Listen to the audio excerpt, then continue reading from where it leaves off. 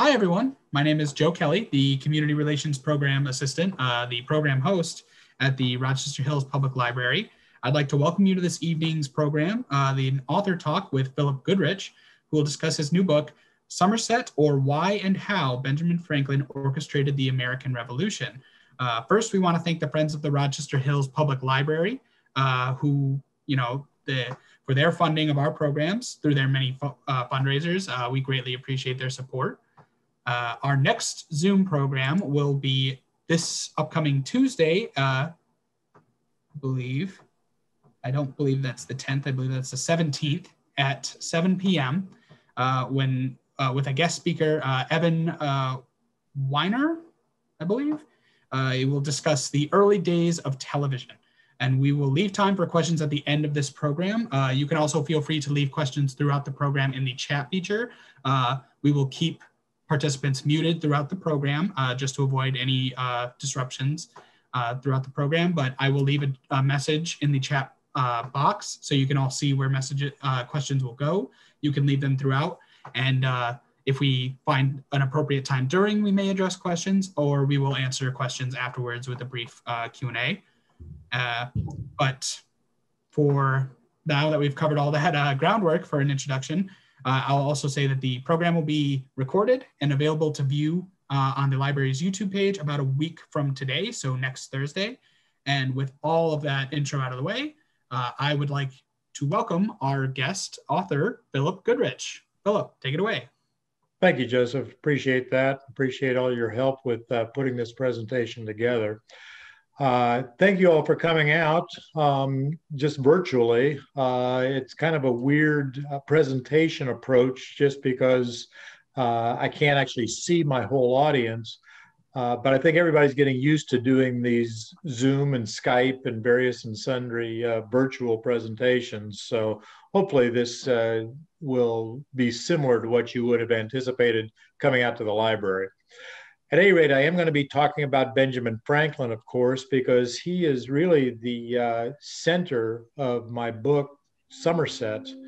And many of the people that have read this early on have gotten somewhat lost in the casting on it, and they've asked whether I could provide some sort of a cast of characters.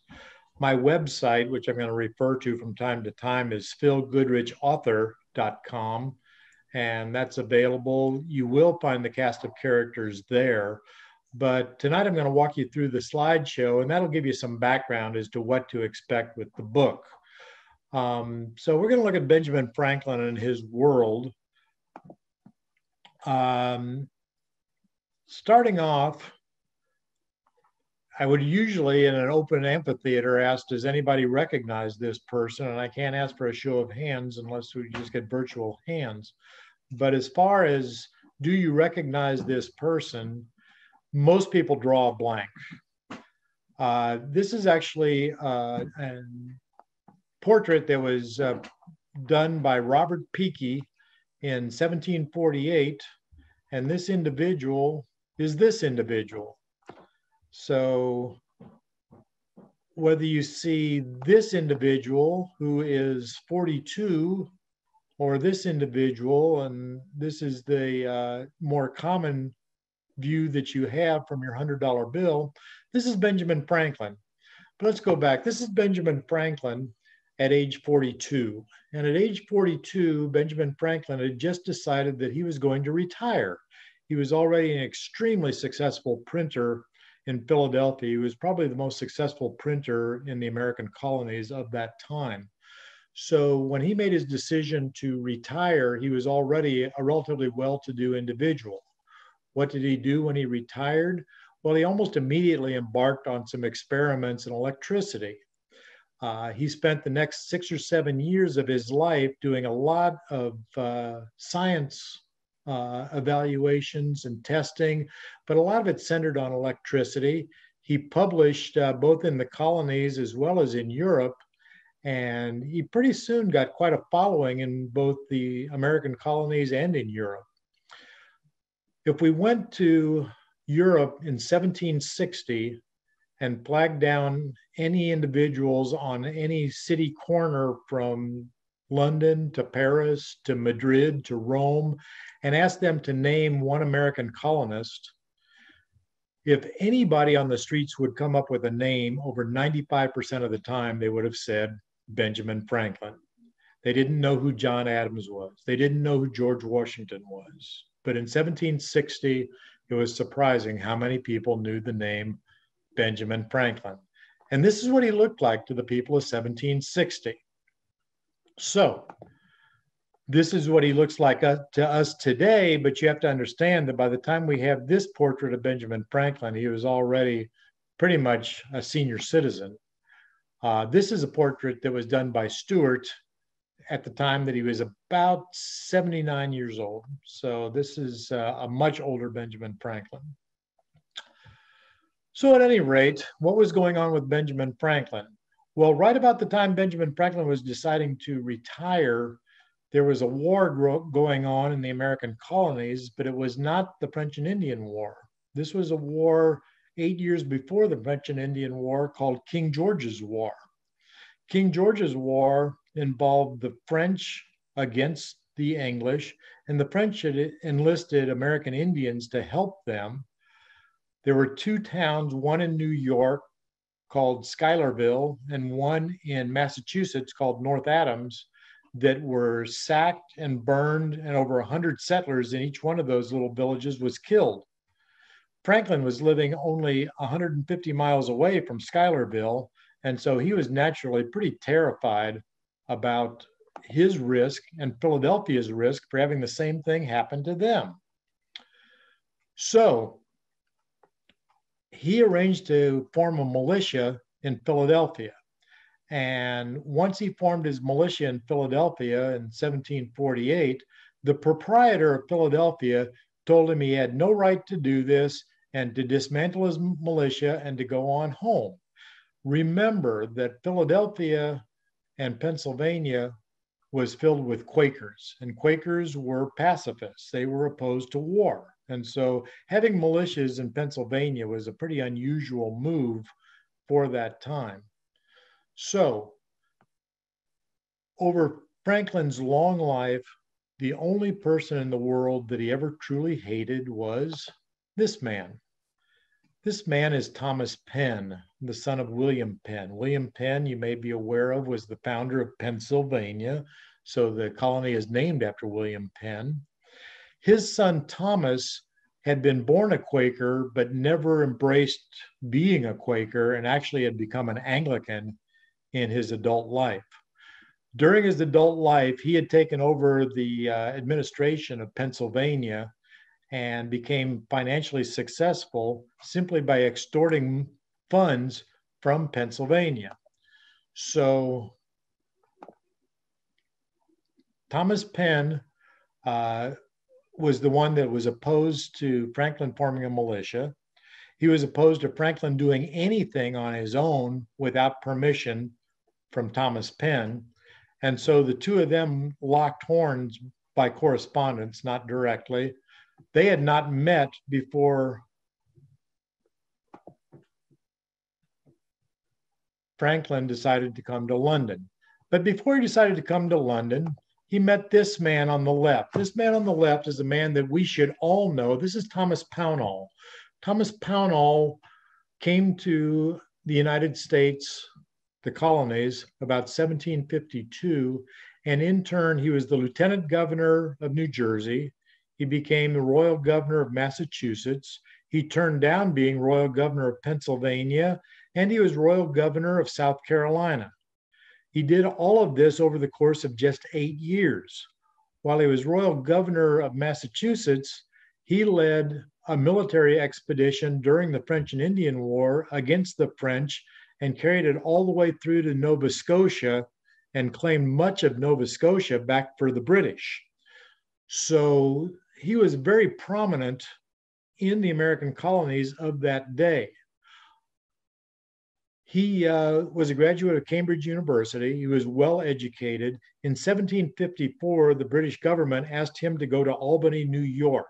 There was a Congress forming that was going to meet in Albany, New York to help decide on defense measures for the American colonies. The delegate from Pennsylvania was Benjamin Franklin. So Pownall met Benjamin Franklin there, and they set up a friendship that lasted really throughout the rest of Franklin's life. He and Thomas Pownall were very close while they were both together in the American colonies.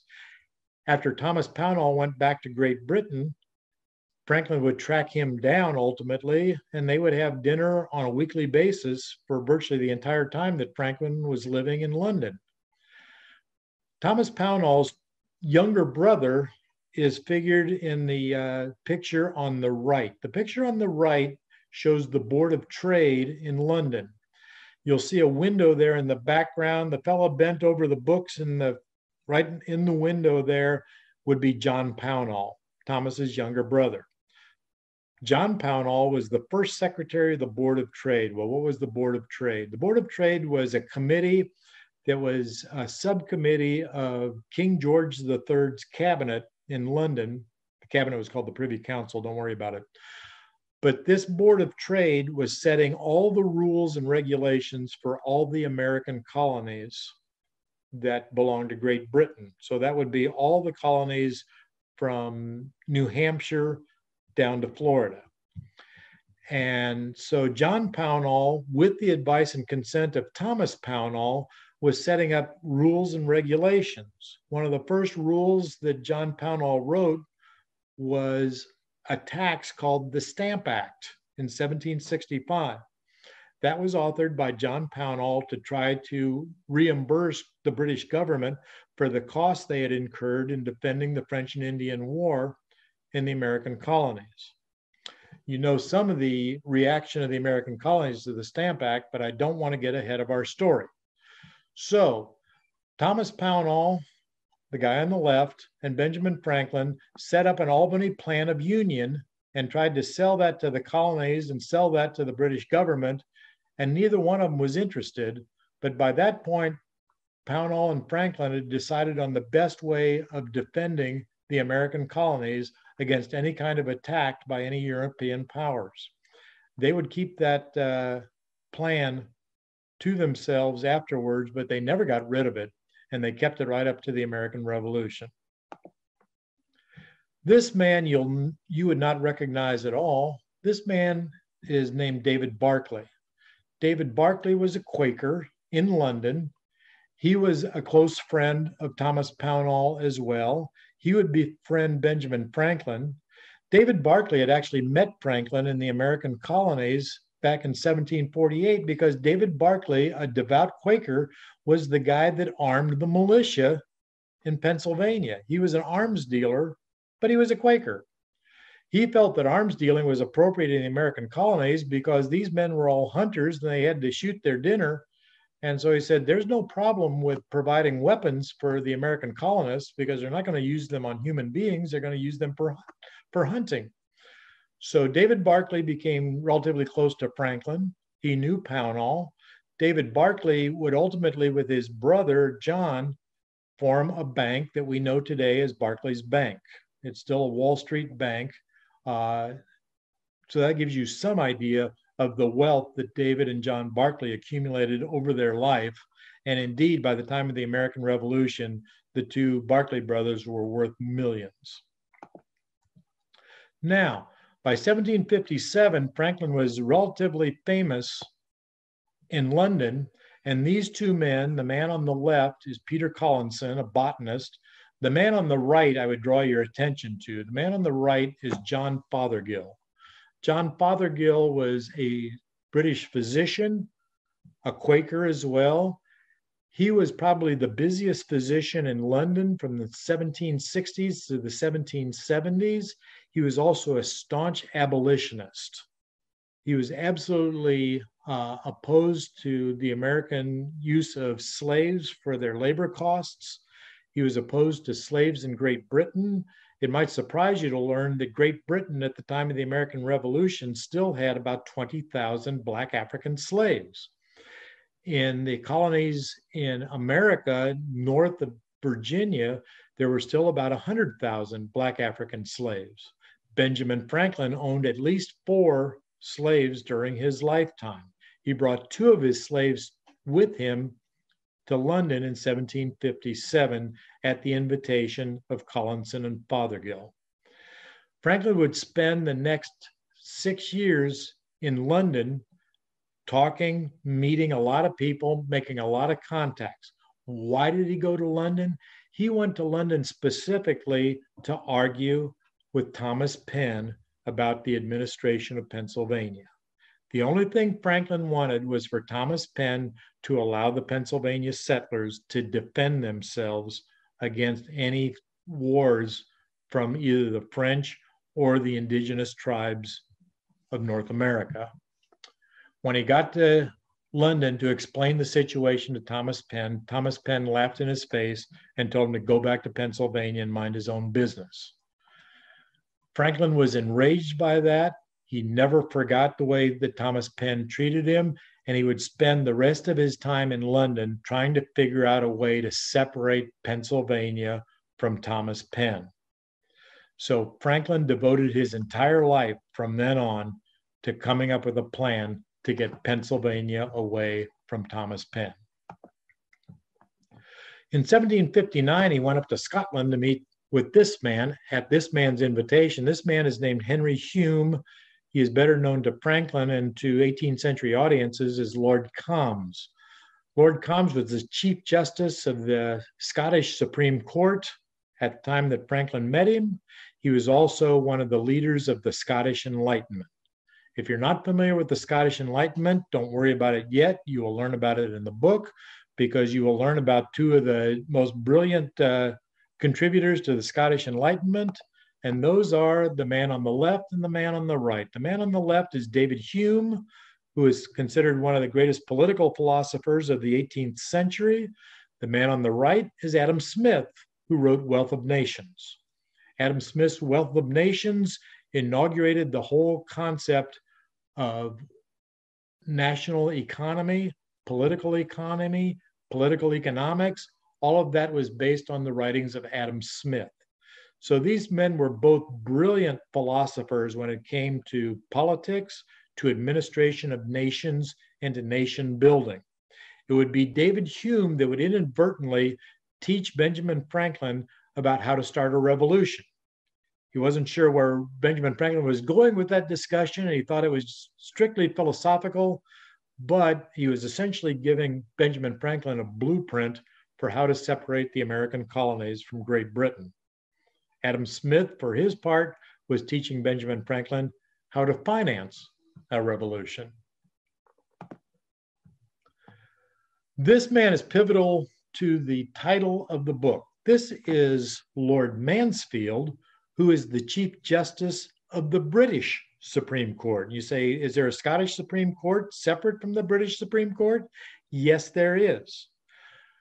As part of the development of Great Britain in 1708, in order to get the Scottish people and the Scottish government to sign on, the British government agreed to allow Scotland to maintain its separate court and its separate nobility. Otherwise, all of Scotland was incorporated into Great Britain. So Lord Combs was the Chief Justice of the Scottish Supreme Court. This man, Lord Mansfield, was Chief Justice of the British Supreme Court. It was Lord Mansfield that wrote the final decision on the case of Somersett versus Stewart. My readers say, why is your book called Somersett? Well, here's why the book is called Somersett. The man on the left in this slide is Charles Stewart. Charles Stewart was a revenue agent. He was from Scotland originally. The British had sent him to Virginia to be a revenue collector. He settled in Norfolk, Portsmouth area. He actually lived in Portsmouth across the harbor from Norfolk, Virginia. But he was the revenue collector for Virginia. In that role, he met a lot of the Virginia planters, including a guy named George Washington, who had just leased an estate known as Mount Vernon from his widowed sister-in-law. And ultimately, George Washington would inherit it from his widowed sister-in-law upon her death. But Charles Stewart was very influential in Tidewater, Virginia. He knew all the Virginia planters. He knew all the Virginia politicians. He was very familiar with Williamsburg. Because he lived in Virginia, he was also dealing in slaves as a revenue agent. It was not uncommon for the revenue agents in each colony to also run essentially exchange offices for the processing and dealing of slaves. The figure on the right is actually the cover of my book, Somersett, or Why and How Benjamin Franklin Orchestrated the American Revolution, but the title is placed over a graphic to depict James Somersett. We, of course, don't have any pictures of James Somersett, so this is stylized. But James Somersett was a slave that was purchased by Charles Stewart in Virginia when Somersett was approximately 9 years old. Charles Stewart kept him as his personal house servant, valet, for approximately 20 years. And during the course of that time, he educated Somersett. By the time they moved from Norfolk, Virginia to Boston in 1768, Somersett almost certainly was literate, almost certainly could read. He helped in the office. He helped do some basic bookkeeping for Charles Stewart. He was relatively bright, relatively intelligent. But by 1768, things had gotten so heated in the colonies that Charles Stewart decided to relocate from Norfolk to Boston.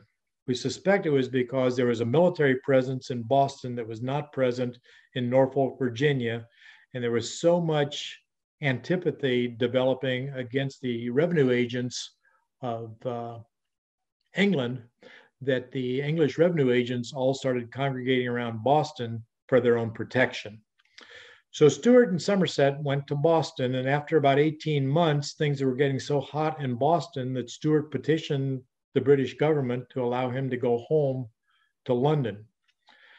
He was granted that permission, and he brought Somersett with him when he relocated to London. They lived in London for about 1 year, and then one day, James Somersett ran away. After about 6 weeks, bounty hunters found James Somersett and brought him back to Mr. Stewart. Mr. Stewart was so angry with Somersett for running away after all the years they had spent together that he told the bounty hunters, "I don't want him. I want you to load him on a ship. I want you to send him to Jamaica, and I want you to auction him off in Jamaica. And you can just bring me whatever profit is there. I don't have any use for this slave anymore. I simply don't want him." Now, that should have ended the story, but the London abolitionists, including friends of John Fothergill, the physician you just met, were at that time watching the docks of London to see if anybody was dealing in slaves in London. They were looking for a slave that could be set free by a legal decision. They immediately stepped into this situation, bailed out Somersett, put him in a safe house, and then filed suit against Charles Stewart for illegally trying to send Somersett out of London. That is the case of Somersett versus Stewart. There is a separate interlude in my book for those of you that would like to hear the Somersett story first. It is set aside because the characters in this case itself don't really overlap with the rest of the story, but it gives you the idea of why Franklin needed this court decision in order to get his plan rolling. Ultimately, it's not really a spoiler alert. You can read the story, but ultimately Somersett is freed. And this is the first Black African slave that was freed by a legal decision in 18th century British courts. On the heels of that decision, Franklin runs with this and alerts the colonists from Delaware down to Georgia that if they stay in the British Empire, they are going to lose their slaves. The British Empire is clearly on the way to emancipating all the Black African slaves. This almost immediately triggers animosity on the part of slave owners throughout the American colonies against the British government, and this ultimately will culminate in the American Revolution. This man is Granville Sharp, and Granville Sharp was the guy that was financing the case of Somersett versus Stewart. James Somersett, of course, had no financial means to sue for his own freedom. Granville Sharp was an Anglican abolitionist, and he gathered up the funds to bring this case to trial. Now, we're going to go back to the American Revolution now. We're going to jump ahead a little bit in our story. You can catch up in the book.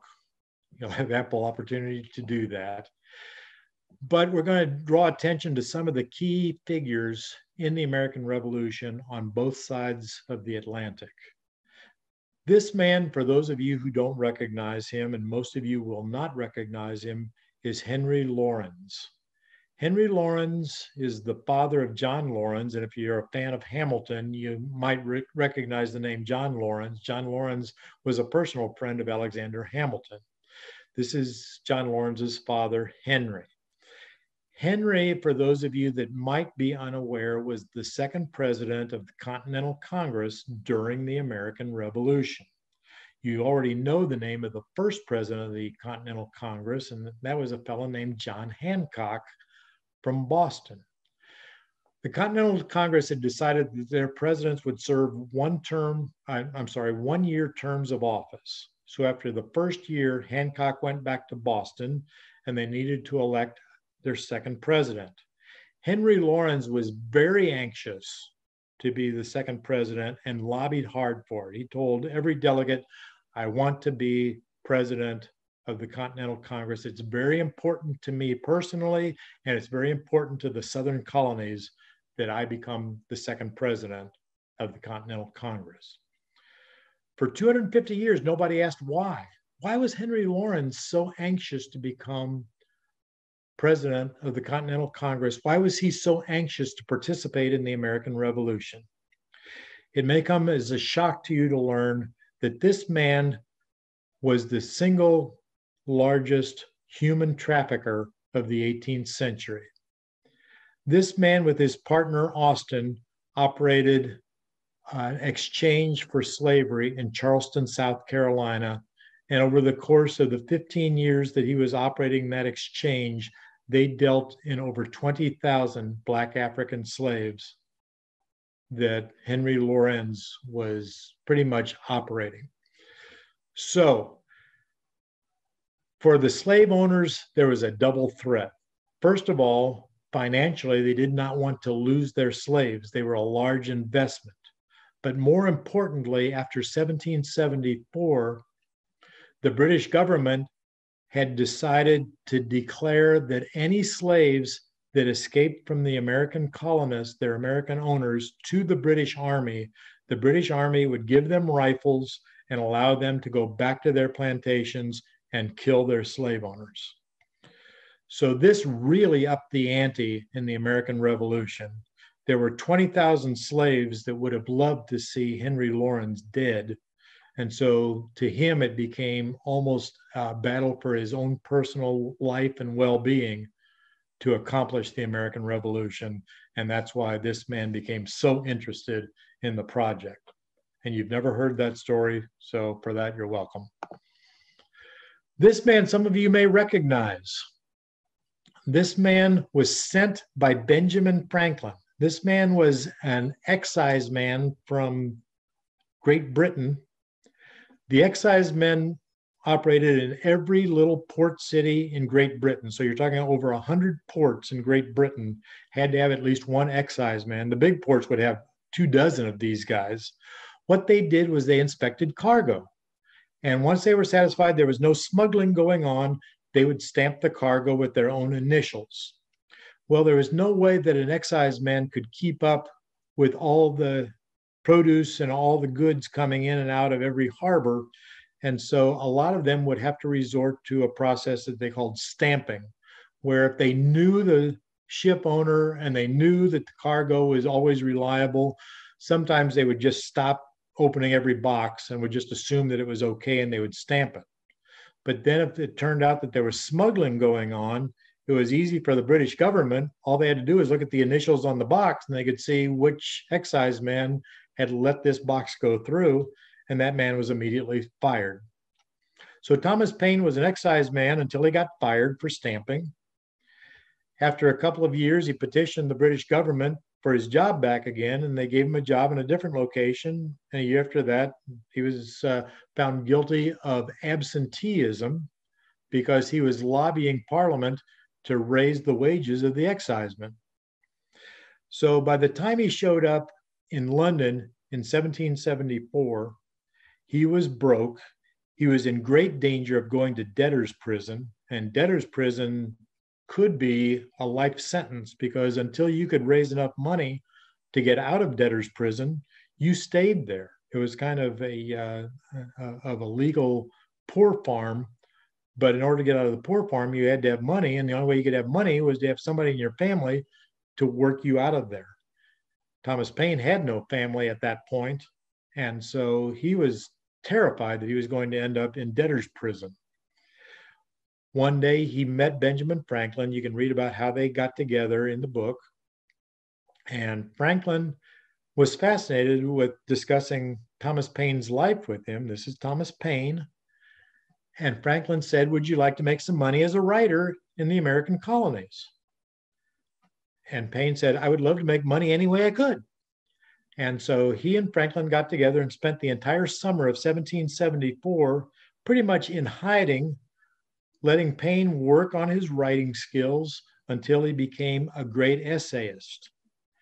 He was taught political philosophy and political science from Thomas Pownall and from David Barclay and from David Hume. And by the fall of 1774, he had become one of the greatest essayists in London. At that point, they put him on a ship and sent him over to the American colonies. In his portfolio, he already had a 47-page treatise that he was holding until Benjamin Franklin told him to go ahead and publish it. Over the course of the following year in Philadelphia, he wrote multiple essays. And finally, after Franklin comes back to the American colonies, Thomas Paine publishes his 47-page treatise. It's a little treatise called Common Sense. Common Sense totally upends the American colonies. It tells them that it's high time that they go to revolution. And indeed, Thomas Paine would be cheerleading the American colonies right into the American Revolution as essentially Benjamin Franklin's private author.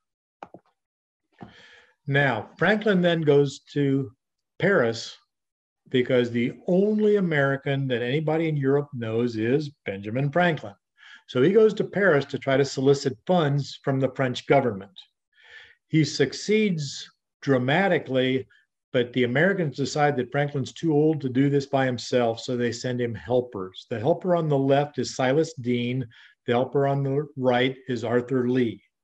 Needless to say, this was like sending Laurel and Hardy to help Benjamin Franklin accomplish funding of the American Revolution.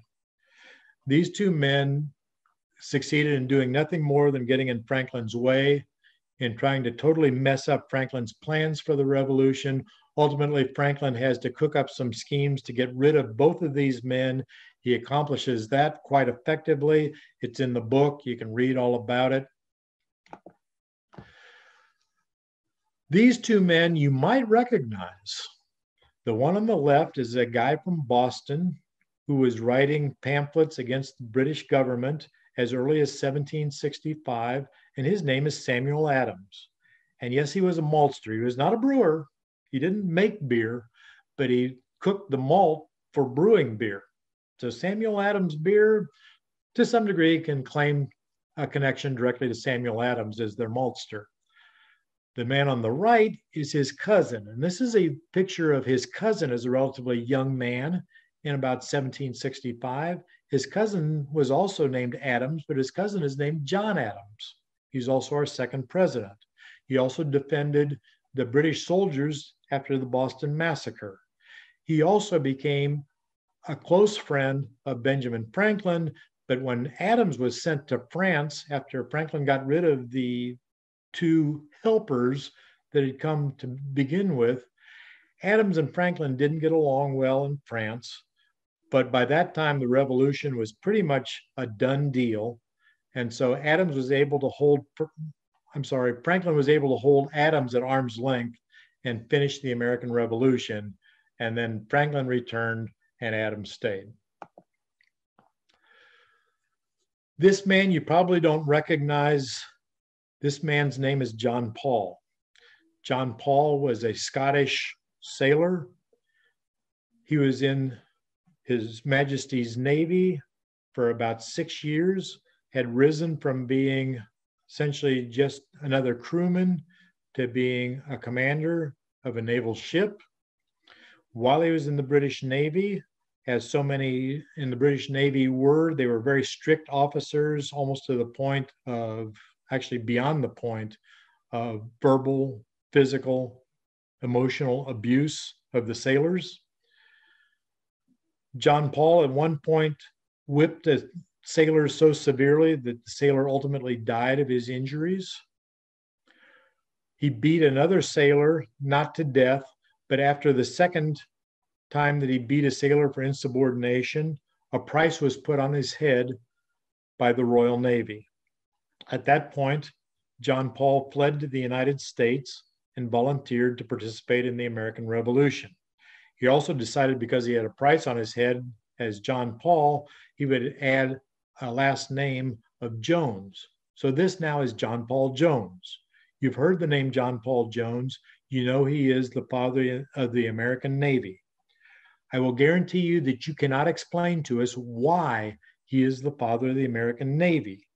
I have looked at speeches given by contemporaneous American naval officers, naval administrators, Secretary of the Navy, right up until the present day, and they still cannot explain why John Paul Jones became known as the father of the American Navy.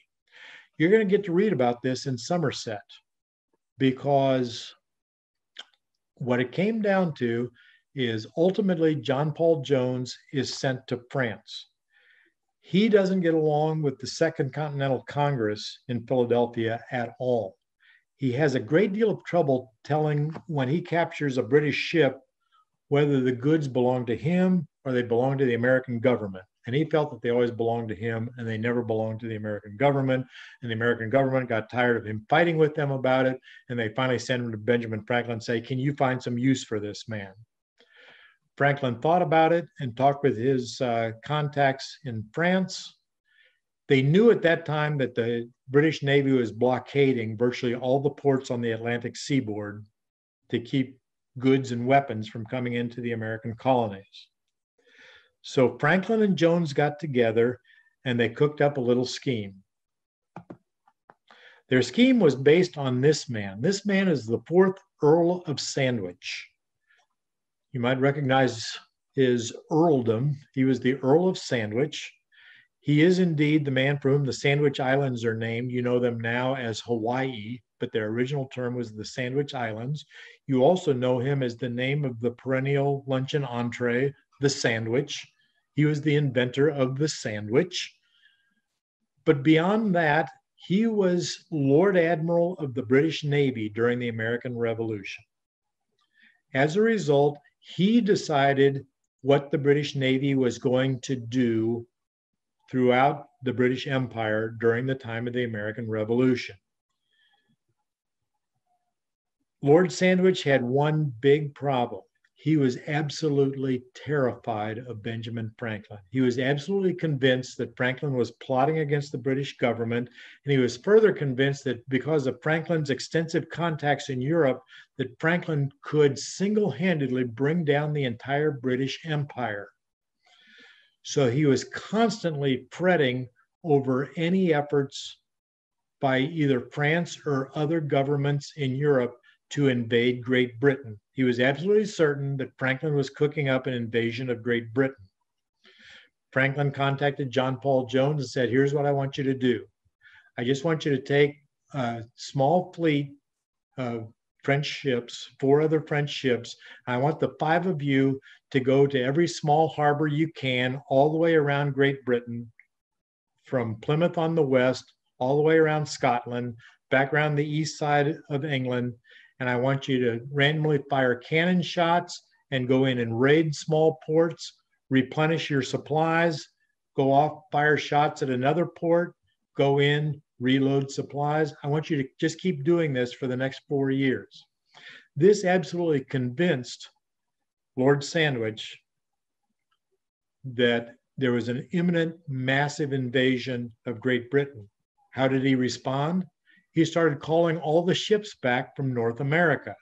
He essentially pulled the blockade off the American ports along the Atlantic coast. Nobody on the Atlantic side, on the American side, understood what was happening, but by 1779, it was very easy to get ships into all the American ports from Europe. They were bringing guns in, they were bringing powder in, they were bringing food supplies in, they were bringing money in, and there were virtually no British ships left to defend the blockade. It was not until after the war, when Franklin returned, that he told them what had happened to the British blockade, courtesy of John Paul Jones. Last but not least, here's a face that you might recognize. This is Gilbert Mottier. You might recognize that name, you might not. He was known to his soldiers as Le Garçon Guerrier, or the boy warrior. This boy warrior became a French musketeer at the age of 14. At the age of 16, he was a captain in the French military. By age 20, he was the Marquis de Lafayette. As Marquis de Lafayette, he was absolutely a fearless warrior. In war games in France, it was said that already at the age of 15, there were men 10 years older than he was that would not participate with him in war games because he was so violent. He would rush into these things with sabers flashing, with guns firing. He was afraid of nothing. When he heard about the American cause, he could not wait to get over to the US. He attempted to load onto a ship to go to America, and his uncle, who was his ward, pulled him off the ship and told him there was no way he was going to war in the American colonies. So he instead went to London and got on a ship there.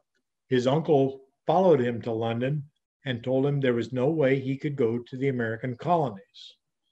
His uncle then went back into the town, and the Marquis de Lafayette asked the ship's captain, "How much do you want for this ship?" And the captain laughed and he said, "Well, it's 112,000 pounds. And so the Marquis de Lafayette wrote him a banknote and said, "Cast off." And so with his own ship, the Marquis de Lafayette came to Philadelphia and promptly gave the ship to the American government. And thereafter, you know some of the rest of his story. He became a close personal friend of George Washington, who was leading the American Revolution. And this story you can also hear about in the book. So at this point, that's that presentation. And if I can get to, I don't know, is Joseph there? Yes, I am. Yeah, can we go to a full screen then? Yeah, absolutely. Let me just Super. Stop that. All right, so All right. we can see you. First of all, any questions? Let me just stop this one. Let me just. Everybody's like, A lot to take in. a lot to take in. I'm going to leave a note here in the chat, so everybody should see the message pop up. So this is where you can type in any questions. All right. In the meantime, I'm just going to give you my author's notes from the book. It's not a long section, but this is the section that'll give you the background. Pardon my cheaters. Eyes aren't what they used to be. But at any rate.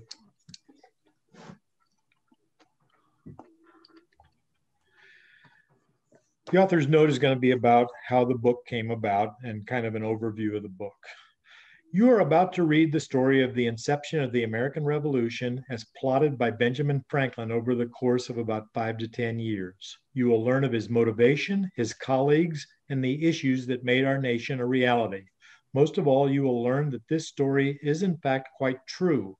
I have added dialogue in order to give an appropriate framework as to how Franklin used current events to advance his cause. The dialogue is primarily within an inner circle of Confederates, and the lines are preceded with the surname initial of the speaker, except with Franklin and Fothergill, where I had to supply the first 2 letters of the surname. 2 major events affected by his colleagues and acquaintances brought the revolution from a vague dream to a reality. Both events are quite real, and the major players involved are presented as the public of that time would have known them. The intrigue is added by raising the question of who had the motive, the connections, and the ability to keep a disjointed group of American patriots focused on the goal. I've already told you that answer. The only person that could have accomplished this, including the financing, the strategy, the enlistment of help from Europe, was a man named Benjamin Franklin. So going back to the note, I have been careful to remain true to the political motivations of the characters presented and have used their correspondence and memoirs when possible to explain the events depicted. For those of you interested in further information, I would commend you to the bibliography where all the threads involved in this story are elaborated. It's in the end of the book, as you can imagine, but it's also on the author page. The currency of the day appears during the story. The British pound, the French livre, and the American continental dollar are the various currencies referenced. The exchange rate of the pound and livre are approximately 1 pound equals 23.4 livre. As to the continental American dollar, well, think of it rather like Confederate money in about 1864, and you'll have a rough approximation. I stumbled upon this story as a result of a now misplaced book found on a bookstore closeout table. Remember those? About those stories of history that are compiled by trivia lovers, historians, and bibliophiles, of which I am guilty on all counts, in this case along the lines of stories you never heard or knew or were taught about the American Revolution. One of the many stories included in the anthology mentioned in passing the case of Somersett versus Stewart as a possible motive for revolution among slave owners in the American British colonies. Having never heard of this case during my upbringing, I pressed for more information, and the story rapidly unspooled. Seeking who might have a motivation to use that case for political purposes pulled me into the Hutchinson Letters, the second story I had never heard before. And there was a single unifying connection to both stories, again, that I had never been taught. It was a connection that I believe America, 250 years after the fact, deserves and needs to know.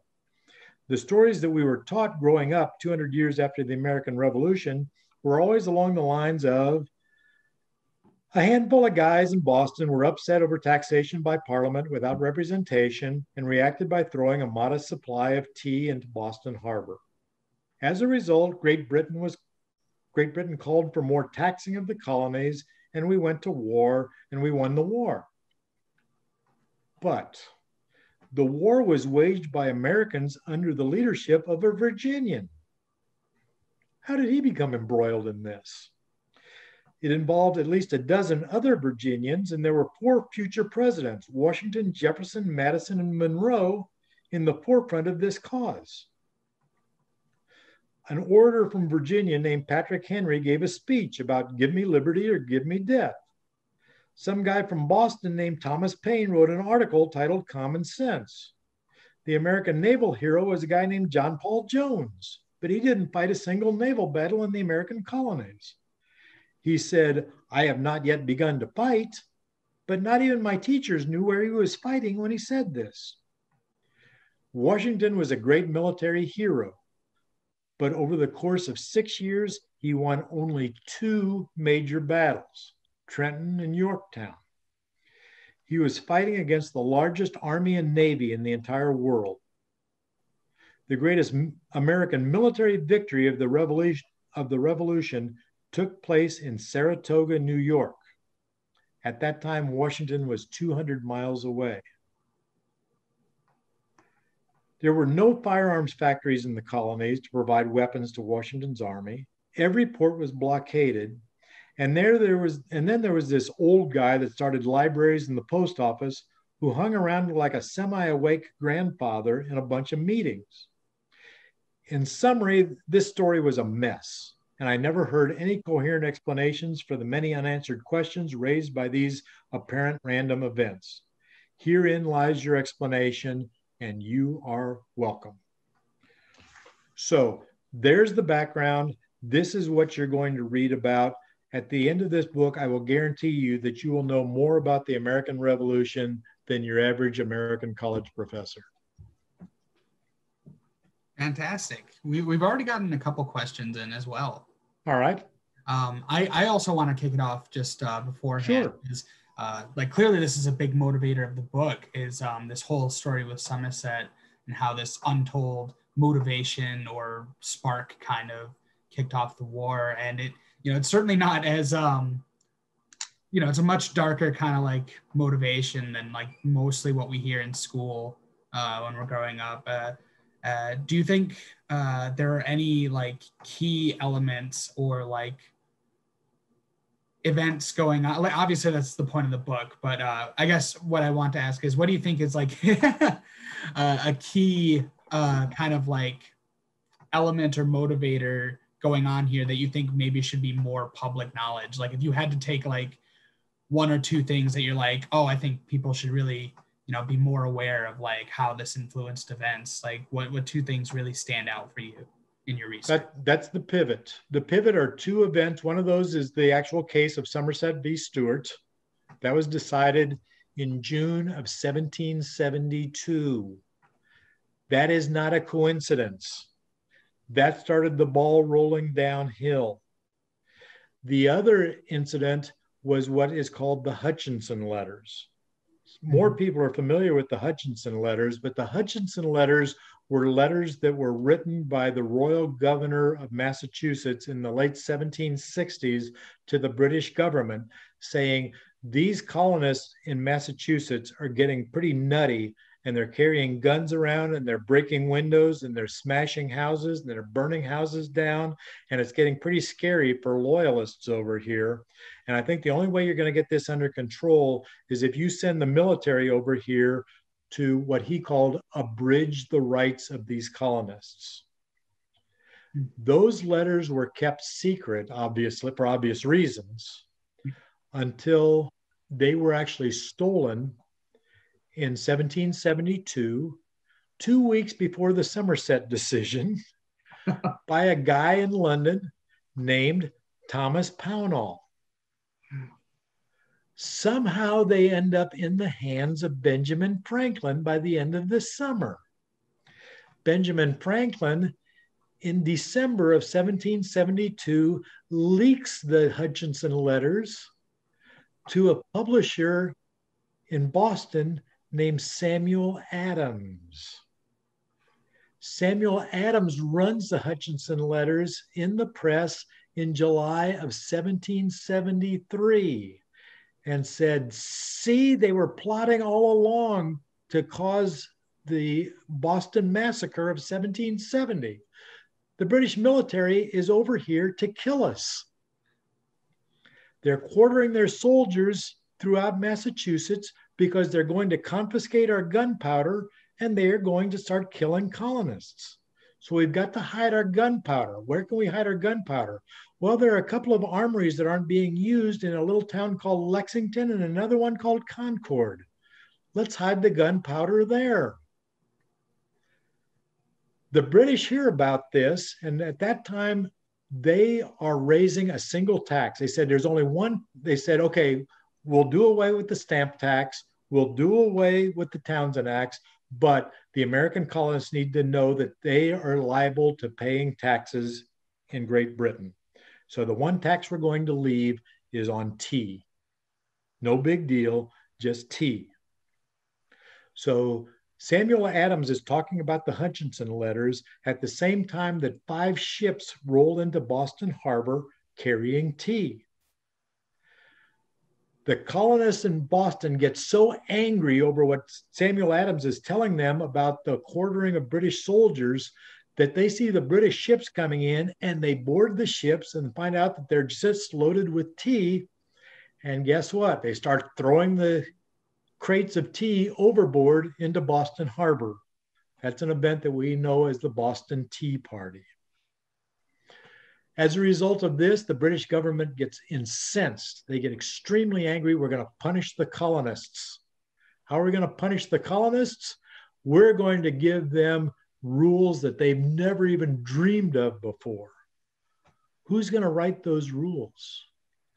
Well, Thomas Pownall happens to have a good contact on the Board of Trade, his brother John.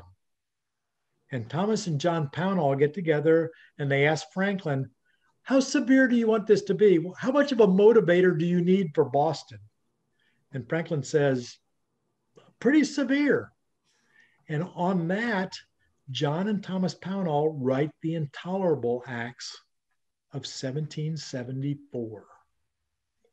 And that finally throws the Northern colonists over the brink. In Massachusetts, in New York, in Pennsylvania, in New Hampshire, they're ready for war. Lord Dunmore is the governor of Virginia, and he's the one that tells all the slaves from Virginia to Georgia, if you will run, I will give you rifles. I will help you get back to your plantations so you can kill your masters. At that point, the whole situation politically throughout the colonies is so deteriorated that it was inevitable that we were going to war. And it was all engineered by Benjamin Franklin. That is such a thrilling, very like almost feels like espionage or like political thriller. It's an intrigue. It literally is. We have a couple of questions here. Sure. Also, one person who had asked if you could show the book on screen, which I saw you did. So thank you for that. Another. There it is. Here's what to look for on the shelves or on Amazon. It's available on Amazon. Yeah, fantastic. So one question we have from John, they ask, what happened to Somersett after he was freed in the court case? That's a great question. That is a great question. Somersett, by all indications, never goes back to America. There were at that time probably about 15 to 20,000 Blacks living in London. He almost certainly stays in London, but we completely lose track of him after the first month of his freedom.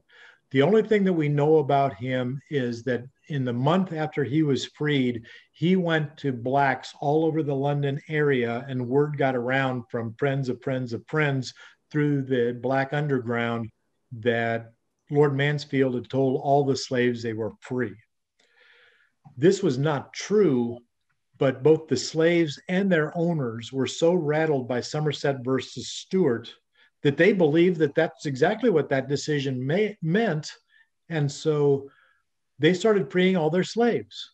And so in the year after Somersett v. Stewart, probably over half the slaves left in Great Britain were freed because of that decision. For years after, Mansfield said, I never intended that. I never meant that. I was only setting him free because they were trying to load him on a slave ship out of London.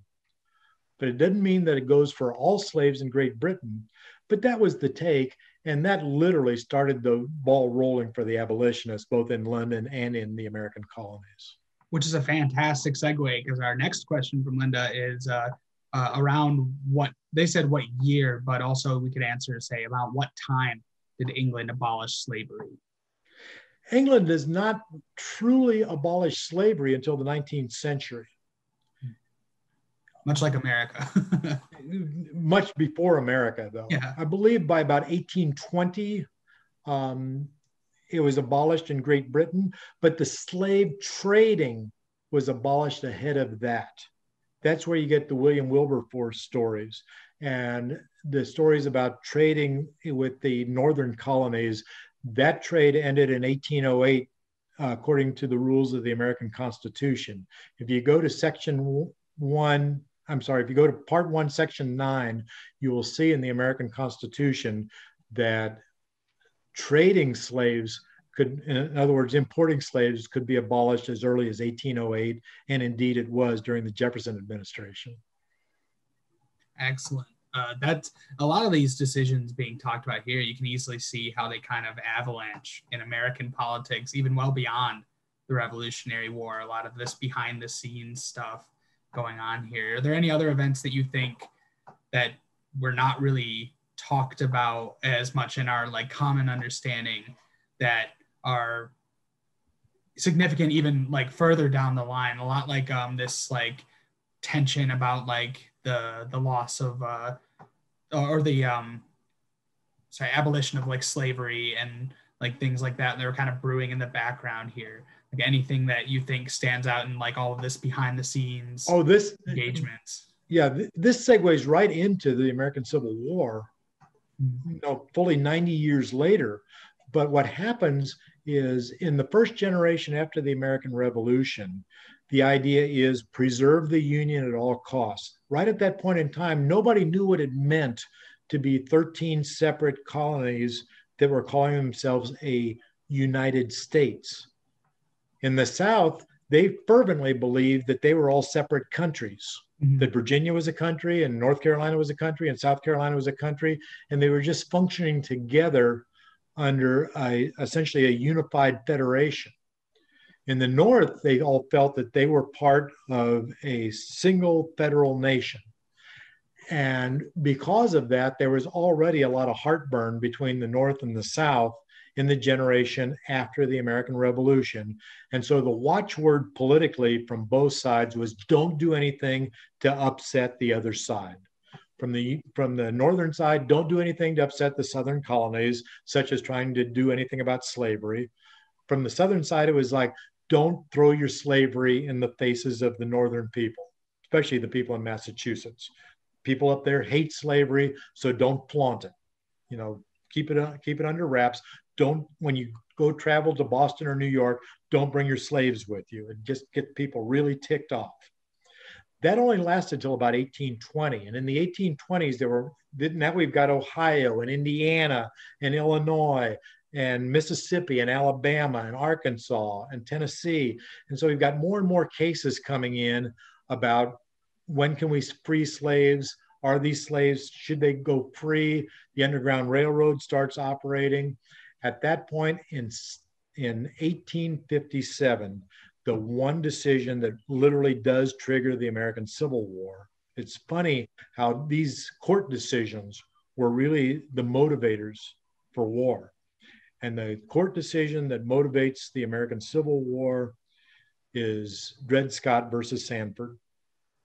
And in Dred Scott versus Sanford, you would have to look at the reading yourself to believe that this was actually said by a Supreme Court Chief Justice. But Chief Justice Roger B. Taney in 1757 said that Dred Scott could not be set free because he cannot possibly be an American citizen because he is a Black and Blacks are not human beings. U.S. Supreme Court, 1857, declared Black people were not human beings. And you can read it right there. And to us, it's just, it's as jarring to us as it was to the northern states. They were just jolted. It's like, what? But court decisions cause heartburn in the United States. If you don't believe it, we've got a more recent one called Roe v. Wade. This will set people on edge. This will send people to war. We've got Gore v. Bush from 2000. This sets people on edge. What would Ben Franklin say about the recent events in this country? I think he would look at this and say, what are you going to try to accomplish? Where is your heartburn? What is it bothering you? Franklin, when he set off the American Revolution, I don't think he ever really understood the powder keg that he had blown up. I think I told you, he only wanted one thing, and that was to separate Pennsylvania from Thomas Penn. Well, he did that, but he was killing mosquitoes with a hand grenade. And at the end of the war, he literally wanted to shut off the anger, but the anger would not shut off. He had already stirred up the Southern colonies against abolitionists. And he said, okay, we're done now. Now we don't have to fight anymore. But he couldn't shut it off. John Adams would spend the rest of his life trying to shut it off. He and Thomas Jefferson finally got back together in the 1820s, and together they tried to shut it off, and they couldn't. It was already rolling downhill. So I think what Franklin would say today is shut this down, because if you let this continue to roll, you don't know where it's going to lead. You don't know what's going to happen. You've got to shut this down. And so he would say, whatever it takes, shut it down now, stop, everybody go home, everybody take a deep breath, everybody drink a Sam Adams and chill. Good question. That was a very informative answer. I think if anybody else has a question, you can feel free to leave it now. I think one thing I'd like to ask, because you've talked about the book, what would you say is probably one historical figure either that did or didn't come up in the presentation tonight that you think is like the one to look forward to hearing more about in the book? Like, oh, like you heard about people here, but you got to read the book to hear about this person. You really need to know Thomas Paine. Thomas Paine has gotten a raw deal in the United States. He has gotten a raw deal. Common Sense. The author of Common Sense. First of all, a lot of people aren't aware that he had not come to the United States, to the colonies, until December of 1774 was the first time he set foot in the country. They thought I was told he was from Boston. That's how bad my education was. No, he was from England, and he had not set foot in the American colonies until right before the Revolution, in time to publish Common Sense. But after that, Thomas Paine had no social filter. He became a staunch abolitionist. He called out people like George Washington for owning slaves. He pretty much called him all sorts of vile names for owning slaves. He thought Thomas Jefferson was the work of the devil. He was making a lot of enemies in a lot of high places. Ultimately, he would participate in the French Revolution. He would spend time on death row waiting for the guillotine in the French Revolution. And it was only James Monroe that bails him out of that. He was told that if he ever set foot in England, they were going to hang him. This was a man that had a very rocky career. His life is a miniseries. But we are finally starting to rehabilitate Thomas Paine, because as far as the American Revolution goes, he was the ultimate patriot. He spent the first 5 years of the Revolution in the Army, in George Washington's officer corps. He was hand in hand with Washington through that whole first part of the Revolution. He was at Valley Forge. He was at Morristown through those horrible winters. He was also serving as Undersecretary of State for the Continental Congress. He went over to France in 1880 to get the final loan that provided Yorktown victory. That money was arranged by Benjamin Franklin and Thomas Paine as the last-ditch effort to wrench money out of the French government. And that's how we accomplished Yorktown and essentially finished the American Revolution. All that was done by Thomas Paine. So he's the guy that you really will enjoy reading about in the book. Oh, excellent. We also got another question here, and I know that there's actually a lot of confusion if you ask like a lot, you get a big enough group together of people and ask them who the presidents are, and you'll find a couple of people who think Ben Franklin was a president at some point or something. Oh yeah, or Abraham Lincoln was the second president, and yeah, I get that. Like that. But they ask, knowing that he was never a president, did he, because he was such a big figure, you wonder, did he ever make a run for a big office position like president, or maybe a cabinet position, something along those lines? By the time the Constitution was ratified, Benjamin Franklin was 82 years old. He was stunned that he was still alive. He was stunned that he was still putting out carbon dioxide. There was a talk when the Constitutional Convention was forming, was being called in 1786, they said, we're going to have Benjamin Franklin direct the Constitutional Convention. And he said, no, we're not. We all know who the first president is going to be, and it's going to be George Washington. If you read about the Constitutional Convention, you will learn that all through the Constitutional Convention, everybody in that room knew who the first president was going to be. It was just, okay, we've got our Constitution now. Here, George, it's yours. So Franklin was simply too old. So somebody asked about Thomas Pownall, a book.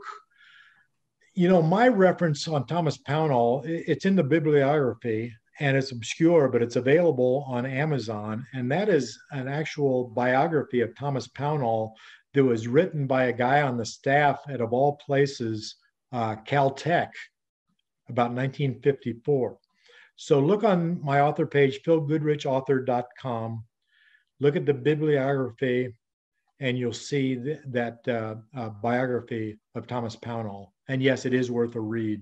You will learn some things about Pownall's interaction both with Franklin, and he was in Parliament during the entire Revolution. Others. I have not written any other books yet. I've got 2 in the works.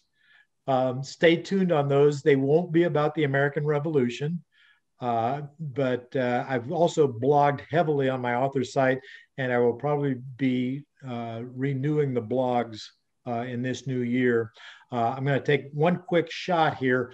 The audio book of this is coming out mid-February. And if you are interested, avail yourself of this. This book is being done by a New York director, and it is fully casted. There are multiple cast members. It has been rewritten extensively as dialogue. Did Thomas Paine write anything before Common Sense? He wrote several editorials in the first year that he was in Philadelphia before Franklin arrives, because Franklin says, don't publish Common Sense till I get there. I'll tell you when to unleash that on the American public. And he had also written a petition for the excisemen against Parliament.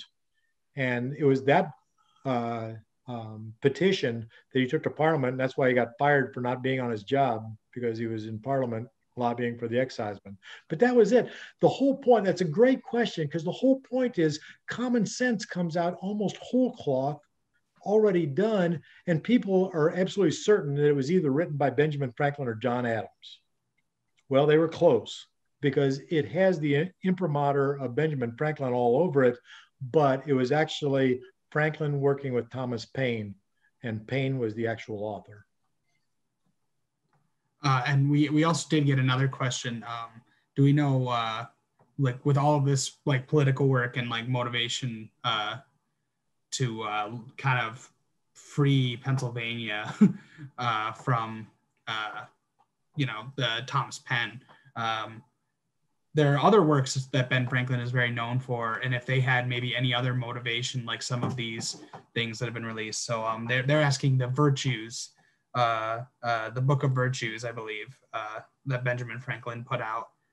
Do you think there was any kind of other reason for releasing that when he did? I don't know on that one at all.